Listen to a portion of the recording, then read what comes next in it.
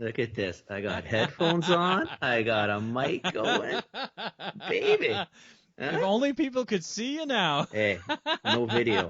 We've gone through this before. All right, no all video. right. Welcome to This Commerce Life. This is a podcast aimed at small, medium entrepreneurs focused on commerce. I'm Phil, your host, and Kenny, your co-host, will join us as well. And we're going to talk to you about the world of retail and commerce and how things are changing in the world. Kenny Vanucci. What's going on, buddy? What's going on, baby? Nothing, man. Living the life. Living the life. You are living the life. You're like, I'm on the coast. I'll be in the villa. I love it. Yeah, I love it. we live like rock stars. Yeah, no, Yeah. we just left Spain yesterday. Now we're in Portugal. Okay. Here in the Algarve for a week, and then Lisbon for the last 4 or 5 days. Nice. Yeah, pretty cool. Pretty cool. Freelancing. You got to pick up some customers there. That's what you got to do. I should have been smarter and picked up the customers before I left. Yeah, then I could have written this whole thing off. And then you could write the whole thing off, and then you got to come back. That wasn't that bright. Yeah, God forbid not you that bright, go buddy. back, right? So. Not that bright. Hey, And I'm downstairs. I'm trying to keep relatively quiet as I can. Okay. So I'm gonna slide us to another part of the room. So all the scratching is, tables on the floor. Yeah. But hopefully I haven't lost you. There you go, man. No, I'm here. Thanks for doing this. This is this is good. This is late night for you and the whole bit. So. No, it's only 11 o'clock. Yeah. Okay. No, and I was telling Amelia too. I said, what I don't want to do is if we don't do it. Yeah. Then you know what happens. You don't do it 1 week, and then you don't do it another week. You always find a reason. So forget it. We're going to do these. I mean, it's already, amazing. Amazing. So this is the Thursday night recording on Sunday night for Tuesday morning release. Yep. Yeah. So. Yeah. It's all good. It's all good, man. It's all good. No, it's all good. How's things? Things are great. Things are, what's going on? We are, I don't know what's going on with us, but we're trending higher. So this week's episode, probably picked up 15 or 20 more, downloads than, we normally do. And we're not kind of through the week yet. So that's kind of awesome. That's awesome.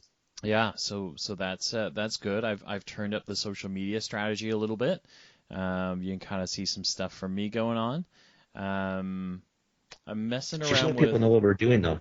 Yeah. So I'm trying to do is generate. We're kind of, the social media works, but you kind of need momentum to make more momentum. And so we kind of we've been in this spot, and I started to build. A couple of weeks ago, I started to really put together more social media for us, and then it's kind of. It looks like it's starting to pay off. We're starting to get more, and so I've doubled down on it now, and I've tried to step it up even more.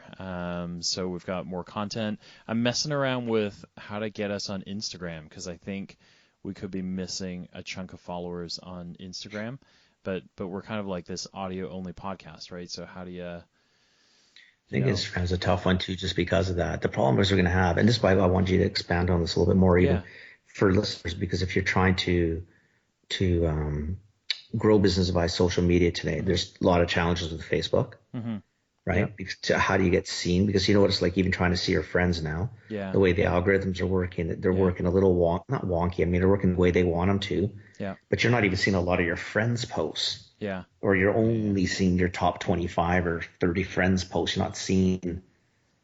Yeah. You know what I mean? Like you're not seeing the traffic you used to see. So it's more trying to help everybody who's listening. Yeah. How do you grow it today? Versus, in some of the mediums, and as a podcast, like you said, Instagram's not great for us. Yeah. Facebook would be good, but Facebook's getting a lot more. The algorithms aren't working necessarily for us. Yeah. Twitter is just, to me, unfortunately, just a lot of noise. Yeah. So what mediums do we or other podcasters or other small businesses have to try to get, to our audiences? Yeah, it's so the Facebook, we'll talk about the Facebook. The Facebook stuff is definitely a concern because the engagement rates are lower, the audience rates are lower. But I think the first thing is to just start with the things that, like, if you're like us, we started with where we thought our audience was, where we thought they'd be paying attention, and then where we thought we might be able to garner more. So that was Facebook, that was Twitter, and then to some extent LinkedIn, although not as much. We've started to just grow organically. We boosted posts every now and then. What I started to do was not boost on a. I wouldn't say I would go into every week going, I'm going to boost a post or I'm going to pay to get promoted in Facebook, but I look for the ones that trended. So ones that got more views or likes right off the get-go would be the ones that I would boost. So that gives you a different sort of momentum because there's something click-worthy about it. And then there's a whole lot of whether it's us or anybody else, you almost have to refine what you want to do, right? So where your audience comes from, what they do, right? And so for us, like most podcasts, you realize like iTunes is a big part of, probably 80% of podcasts are done on iTunes. And so, we've been pushing for the last month for reviews on iTunes, right? So we're up. We have more reviews than we have claimed followers. I think we have 8 or 9 reviews already. We got 4. Awesome, right? Yeah, we got 4 this week, right? So some people just went in and left us some stars, which is great. We got 4 and 5 stars, Thank you. Then thank you. And then we got a couple of people writing reviews for us. So that helps a lot, right? Because you just you get pushed up in the iTunes rankings, and then if we get kind of if all 5 of you decide to go in and review us at the same time, iTunes might actually go, hey, what's going on with this podcast? And then bump us right up the, kind of elevate us another level, which will kind of get you seen. So there's some things there. We have started posting Instagram stuff, or not Instagram, LinkedIn stuff. And then I think the other thing is getting seen by Facebook is also about getting noticed by Facebook. So if you're following us, I've changed some of our language in social media this week. So one of the things that really resonates or seems to resonate with our listeners is the anxiety of being an entrepreneur. And so I've kind of tapped into a bunch of, hey, if you feel alone, if you feel like you're making decisions by yourself, like come hang out with us, we'll help you, which I think is going to tap that emotion and hopefully drive more people to us. And then the other one is, when we talk about coffee, we talk about biscotti, we talk about like, grabbing a coffee and then come hanging out with us, that also resonates. So you'll see those themes. I'm going to test those and see if I can't get more people paying attention the way I do that. A lot of that's about refining the language, your persona of who you are online and how you speak. And so for the two of us, we have a pretty unique style. It's about how do we translate that into social media so people start to see like, oh crap, like the social posts are just like what the podcast is going to be, so they get a real flavor of who we are, which is, I think, the core reason why people come to listen to us, right, is because we are who we are. So yeah, that's kind of a lot of stuff there, but a lot of it is, your science has to be better, right? Like when you got better engagement before, you could kind of throw, not that anyone ever throws crap out there, but you could throw crap out there and it could work. But now that audiences are half of what they used to be, you have to be, twice as good, right? So that you are getting noticed, you're not getting blown by, and the algorithm isn't going to pass you up, right? So, yeah. But I am messing around with. That's good this week. I was reading a bunch of things, right? Yep. Yeah. Sorry, Phil. No, that's okay. Because I was reading, I was bouncing around this week, and there's a lot of people concerned that their normal posts aren't being seen on Facebook. Yeah. And then I was bouncing around, because I've had nothing else to do except walking tours and drinking a shitload of sangria and just eating like an animal. So we've had the time to read. And, there's a lot of people concerned about how do they use the social medias. And I was thinking all week, I thought, it might be something for Phil to talk about because as a podcast, we're in the same boat. I mean, we're no different than any other small business. Yes, I know this is not monetized, but we're still trying to attract listeners, and we want to try to help people. So how do we get to you, right? And in our world, iTunes is going to be a huge one, but can we get people to use Google's podcast systems? How do we manage Facebook, or do we even say to ourselves, you know what, listen, Facebook's going to be a little more complicated than we like. Let's look at the LinkedIn where more entrepreneurs might be trying to hang out and learn stuff. And then, try to help some of our small business listeners or entrepreneurs do the same thing and say, listen, okay, these guys are struggling with those same things that we are. How are they managing it? Because trying to get eyeballs on us is, whether you're a for-profit, not-for-profit, two guys just shooting a shit trying to help people. How do you get to these people, right?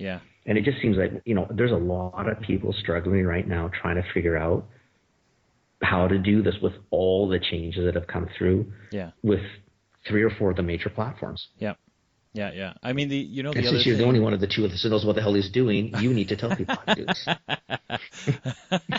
The other thing that is going to be pretty important is websites, right? Coming back to websites, like we, this Commerce Life doesn't have a website. We didn't feel like we had the need for when we were driving our business out of Facebook as well. But if engagement rates keep dropping, you're going to have to go back. Which they will. They will, right? So you're going to have to go back and do SEO and do social media promotion right out of your own website, right? You're going to have to be able to do that. I think we're going to have to do that as well, is at some point rebuild a site and start housing our own episodes on our own site, so that if iTunes is too complicated, or downloading isn't something they want to do, they'll be able to go to our website and stream it. Do you know what I mean? Like, so there's going to be some, if you're a small business, website 101, like, you're going to have to do it. Like, get yourself, get your website back in order, get your SEO stuff in order, start generating content off your own website, right? Because that's going to help you get found as well, which will help you tap into the entire Google ecosystem of, Google Ads, AdWords, and, all of that kind of stuff as well. So. And that's sort of my next spinoff is saying to people, like, when you start doing that, that's when you go back into the Google world, right? Because in the last probably couple of years, most of us been focusing more.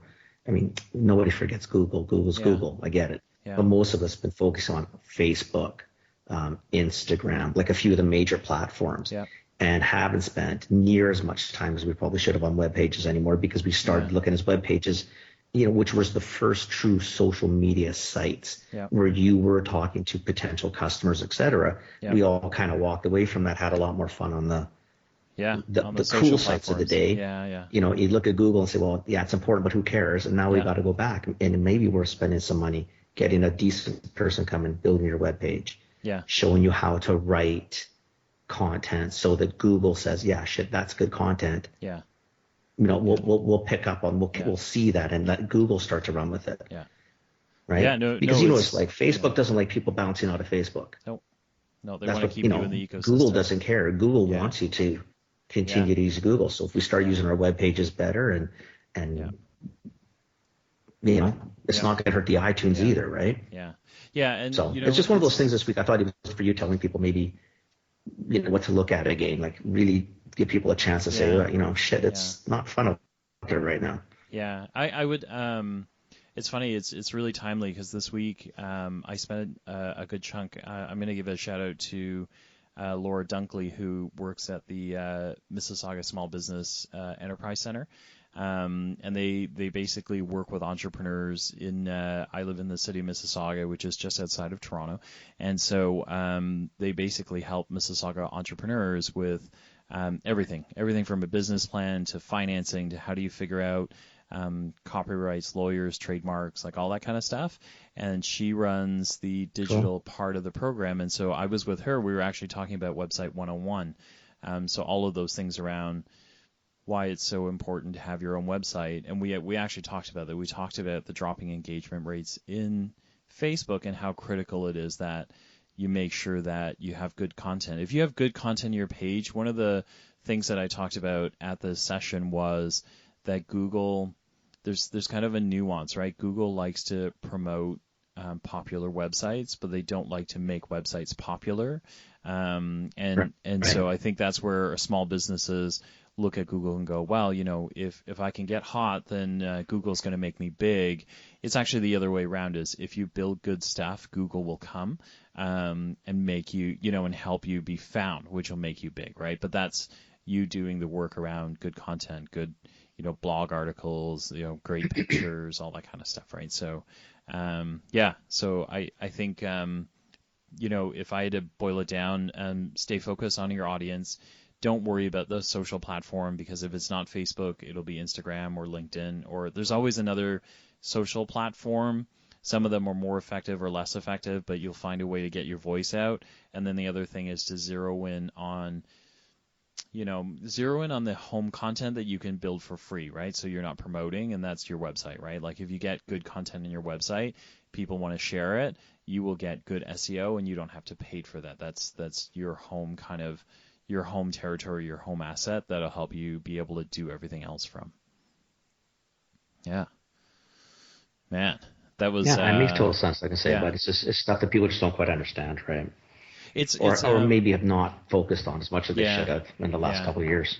It's definitely not. The one thing I'll say is like I know what I'm doing, and even then, it's as you start on this stuff, it takes time, right? Like none of this stuff is none of it is overnight. Entrepreneurs are very impatient. This stuff takes time. You need kind of 3 months to see. You need 3 months to see things come to fruition, right? So, at the beginning of this episode, Kenny and I talked about a jump in our episodes. That's kind of like 2 months of us kind of slowly boiling, or marinating a different social strategy to see if it works, right? So you kind of need to, you need to lay it, be consistent, and then grind away, and it'll come. You just, it does take time. So if you do it for 1 week and you wonder why nothing changes, it really doesn't work that way, right? Like you might strike gold, but it's a fluke, right? Like you really got to work at it. So, yeah, man, yeah. I mean, and again, if you're not good at it, just don't do it. Get someone else to do it for you. Honestly, for any entrepreneur out there, I think the most underutilized resources around you is, like Kenny and I talk about. Going out and figuring out what you should do and what you should pay somebody else to do. This is something where you lay up the strategy. What you have to do is you have to be able to tell someone, here's how I would say things on social media. Here's what I would like to see on social media. Here's my audience. And then I would turn it over to an aspiring marketing student in college and let him go. Because, if you're like, somebody once asked me once, right? Like I'm 45, right? And so they said, what you put out is great, but could you sound like a millennial? I'm like, no, I can't. I'm 45. I got 3 kids. Like it doesn't work. It doesn't work. Like I don't sound like a millennial. I never will. But I know where to hire a millennial who can follow instructions, right? And like that I can do, right? And then you get everything you want, right? So like it's that's kind of. Yeah, that's the most that would be my pro tip to you is don't try and do it because you'll sound old or you'll sound like you. And if you don't think your customer wants to hear you, I would hire someone to say you cooler, and then you're good. So that would be what I would do. Yeah. Totally. Good advice. Yeah. Good advice. See, that's what happens when you drink sangria all week. That's what you think about. Kenny, I love it. I love that you're drinking sangria. That's good, man. What the hell, right? Man. What the hell? So what else is going on? So here's what's going on. I've had to explain the importance of businesses talking to businesses. So, last week we talked about, why you find a distributor, why you find somebody along the way. And this week I've continued the conversation with a couple of small brands that I have that haven't realized that you have to sell you're always selling. It sounds weird, and they're really smart people, so I don't mean to make them sound dumb, right? What I really mean is like when you have a business and you're trying to get distribution, if you have a middleman that you're trying to target, a broker, you've got to sell the broker on your business, right? Like brokers are pretty busy people. They usually have a pretty good business model. And so in some aspects, they're like a retail buyer. They may or, they're always going to be evaluating good and bad brands, right? And so not, most distributors don't walk around going, please give me your business, right? They're more like, I'm pretty busy. If you're not going to get me volume, I'm not interested, right? And so to two of these brands, I've had to say, listen, we're building a sales deck, not only for the retail buyer at the end, like a Walmart, a Target, whatever, you're also building this so the broker understands who you are and what the sell proposition is, so that you can sell a broker so the broker can then properly sell you. Does that make sense? If you can't sell your broker, what the hell is a broker going to sell you? Right. But I think I got to know what the hell you how am I going to how do I tell you what you're doing if I don't know what the hell you're doing? Yeah. And if you can't tell me what you're doing, there's no way I can tell anybody what you're doing. Yeah. I know, but it's just it's a funny thing, right? Because I think in both of these cases they just assume that a broker. Well, they just assume that you just dump it on them and they go. Yeah, that they would take the business, or that they're kind of. Yeah, I just thought it was kind of funny, right? So when I was building this deck, the person said to me, "Oh, like shouldn't we get a broker to build this?" And I said, "No, you build this because this tells the broker what your value prop is, and then this sells the broker on who you are, right? Because then they understand the way you're approaching things, they understand how they can then go out and sell you." And then this also allows you to control the story that a broker tells about you at a retailer, and that, like, it's such a, that is a moment that I realize, like, I am in the industry, so I understand that. And so for people, entrepreneurs who are coming into the industry, it's a total aha moment, right? Like, it's like, oh, wait, I get it. Mm-hmm. Do you know what I mean? Like, that's in fairness, if you do know a broker well, or have been recommended by maybe someone like us or whomever, and you are willing to pay your broker, let's say a few more than the normal 5 points, maybe you're willing to pay 7 or 8, and you sit with them, they can do this for you, and they can really and truly be your partners. But at the end of the day, you got to remember, you own this business, not them. And they know that too. And there's only so much people can do for you without owning the business with you. You know what I mean? Like, I know everybody gets into, well, I'm paying them 5%. Well, who gives a shit? No, like the 5%. It's not that big a number, really. At the end of the day. Yeah. You're really paying for their. If you're willing to pay your broker a little bit more, sure. Yeah. Well, or in their contacts. Yeah, for sure. Right? But you can't. They're not your marketing arm. No. I mean, yes, they are your salespeople, but you are still in charge of your salespeople. You can't expect these people to run around and know what the hell you're thinking. It doesn't work that way. And it's still your story, right? It's supposed to be your for sure story, it is. So that's the whole point of it. You're the entrepreneur. Yeah. Right? Yeah.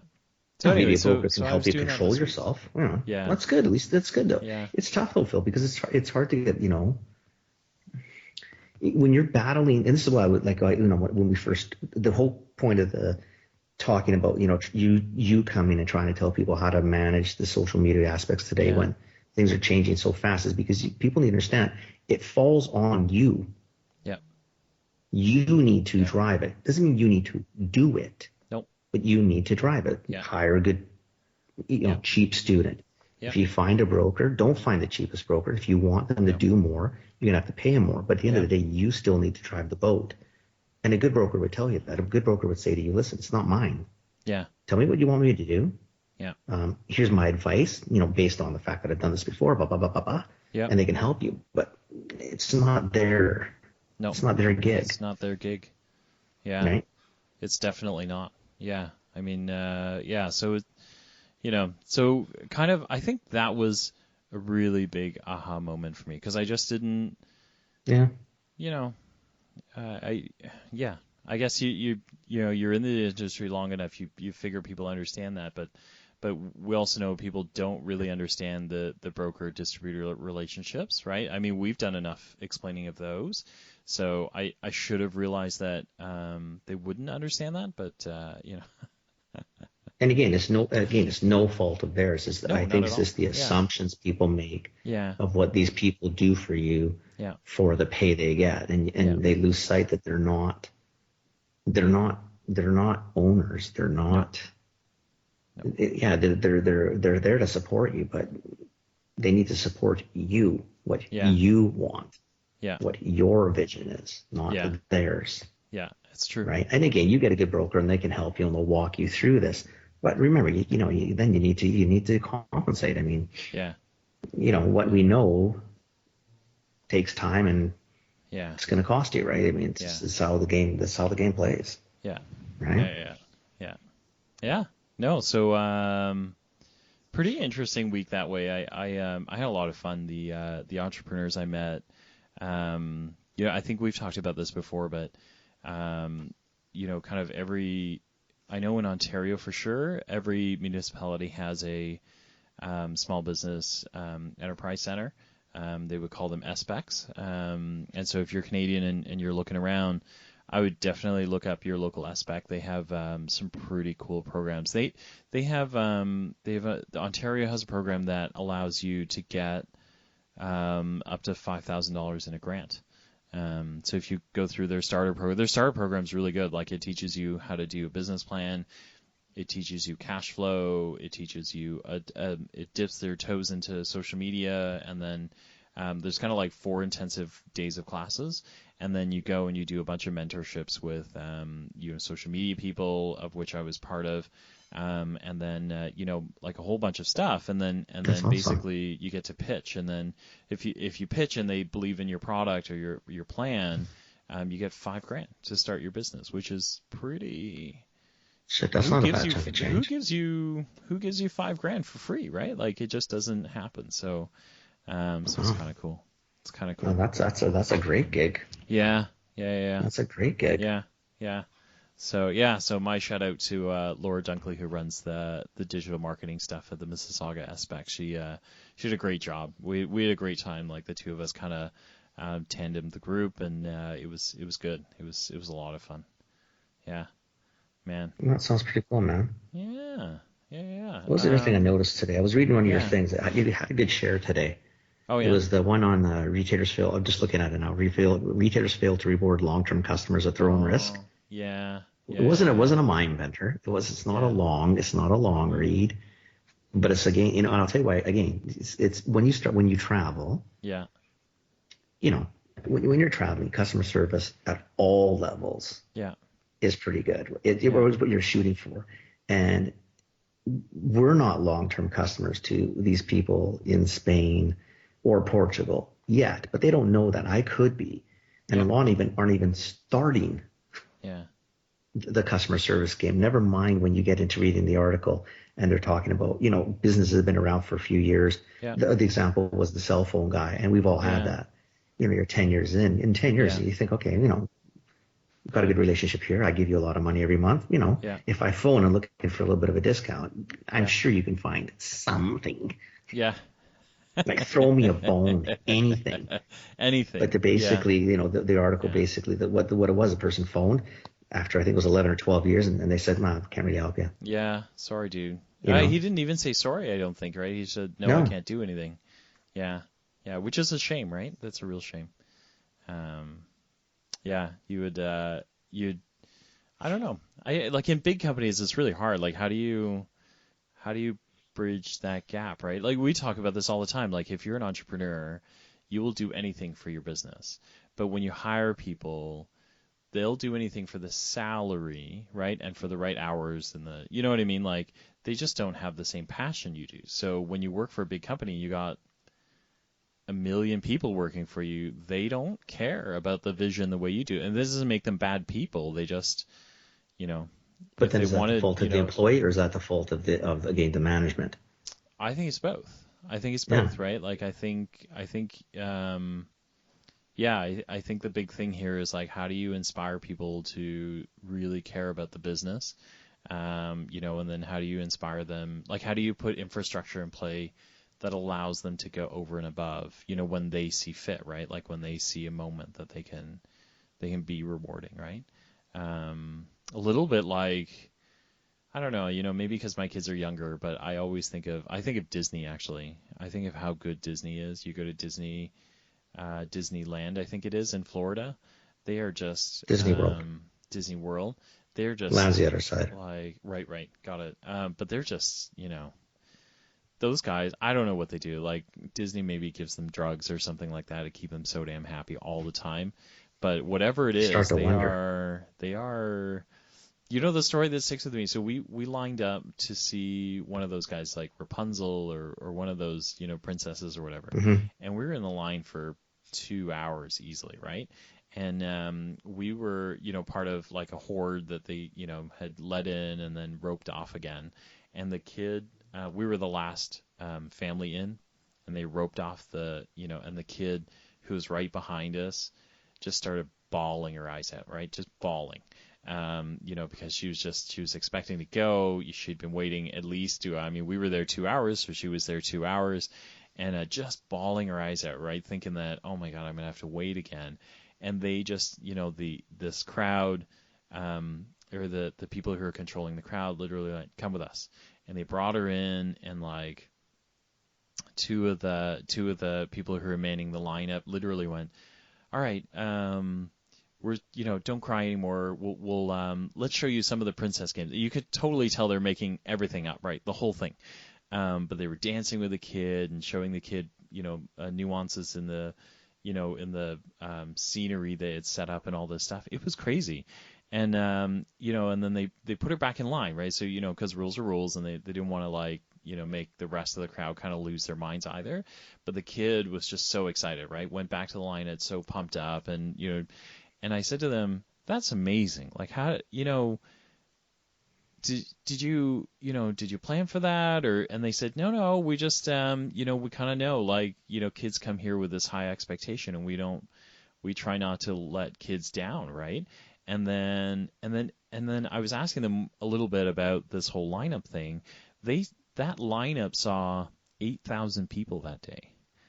Do you know what I mean? Like, and like these guys figured out, like, just one kid out of 8,000 was crying, and they like took her aside and did this thing, and you're just like, how do businesses harness? How do you instill that into people, right? Right. Like, how do you do that? I don't know. I don't know. Like, honestly, not a retail expert on this. Like, I don't know how you do that. Like, I don't know how you make them that excited, right? But that is what companies are missing. Obviously, that's when you're truly focused on customer service, though, right? That's amazing. Like, and if you think about it, so the sort of example you went to today, yeah. What did they give the girl? Nothing. She didn't bounce. She didn't bump the line. No. She got it no faster. No. She still waited. Yeah. Like, nothing changed in her world except someone taking her side. Yeah. And doing something sort of special. Yeah. Or explaining it, but in a way that the kid could appreciate. Yeah. Right? Yeah. As opposed to sitting there thinking, "Oh, it's too bad, I can't help you." Yeah. Yeah. So which is what the article was today. Was basically, "Well, I'm sorry, I can't help you." Sorry, I can't help you. Right. I know. And again, there are situations, and this is not to get all our small business people saying, it's not that the customer is always right, because the customer is not always right. Oh no. The customer's king and queen, but not always right. Yeah. And you can definitely come down to, and basically, I don't care what anybody says, a customer can be wrong, period. Yeah. But that doesn't mean you lose sight of the fact that they're still owed a level of respect, and you walk them through it, right? Yeah. Like, in that guy on the cell phone, if he just lobbed fucking anything, what would have it cost to say, listen, I notice you're paying $2 a month for your call forwarding. Hey, listen, you know what? We're going to bury that one for you. Yeah. Because all the guy was pissed at is that 10 years and $30,000 later, and I can't help you. Well, customer retention is, the churn is so high in that industry. Why? Because of that. It's not that I'm not trying to placate you phoning every week, Phil, saying, how about this week? Do I get a better deal? It's not. That's not what the article is about. This is the guy phoned once in 12 years. Yeah. I know. It's just it's it'd be an interesting one for all the small businesses who listen to us.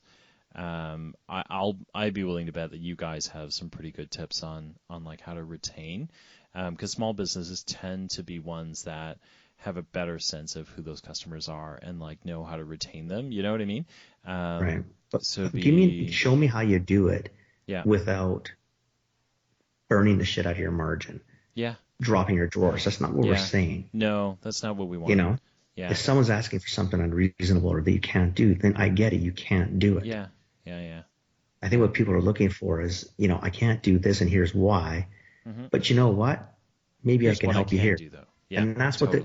Think about what did Disney do for the little girl? Yeah. I can't take you out of line. Yeah. You can't change your spot in line. Yeah. But here, let me tell you a story. Let me walk you through this. Kid goes back, waits another probably 2 hours without even complaining. Yeah. Kids, if you think about it, you get your kids at home to wait 5 minutes for dinner and the whole freaking world's coming to an end. Oh my God. You take them to Disneyland and they can almost all of a sudden stand in line for an hour and a half. Yeah. Isn't that amazing? What happened? It's amazing. I don't know. It's amazing. To me, that's amazing. Home. I know. See, that's what I'm talking. So I'm just, so that article, thanks for that. I mean, I really liked it. I don't have an answer for it, but I really like it. I don't think you need the answer. I think it's just people need to think about it a little bit. All right. That's the end of this Commerce Life. We'll be back soon with the next episode. Thank you for joining us. We hope you enjoyed it. Give us feedback. Tell us what you think. Subscribe, like us, join us, share us, tell your friends about us. And we hope to see you next time with more commerce news.